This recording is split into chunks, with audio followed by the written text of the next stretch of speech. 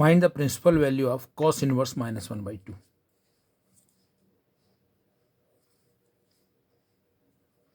Principal value of cos inverse minus 1/2, यानी यहाँ पे देखिए ये जो इसका जो आंसर आएगा वो डिग्री में आएगा, वैल्यू में आएगा, चाहे रेडियन में चाहे डिग्री में, मतलब एंगल cos कितने पे -1/2।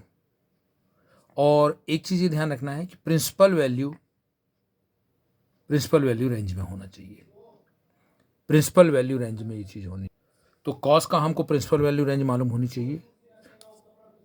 तो देखिए इसको जो सॉल्व करने के लिए cos की प्रिंसिपल वैल्यू रेंज होती है 0 से पाई, 0 से पाई के बीच में cos की पूरी वैल्यू आ जाती है, सभी वैल्यू 0 से पाई के बीच में आती है।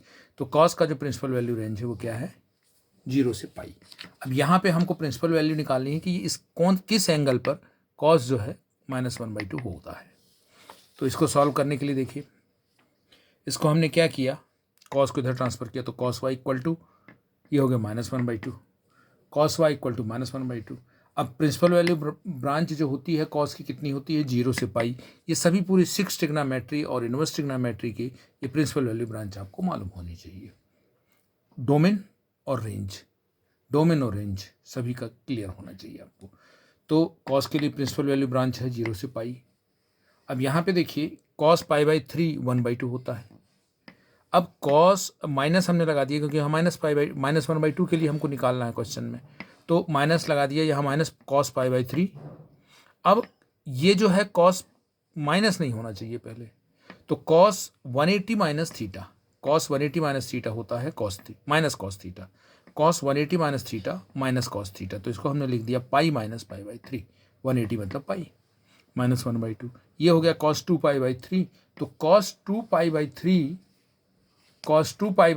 Equal to -1/2, cos 2 π/3 equal to -1/2। तो ये cos इधर ट्रांसफर होता है, cos inverse -1/2 equal to 2 π/3। The principal value of cos inverse -1/2 जो है वो कितनी है, 2 π/3 या 120 degree. That will be the answer. This is the question, objective question, but in detail, suppose if this question comes in 2 marks, then you have to solve in this manner.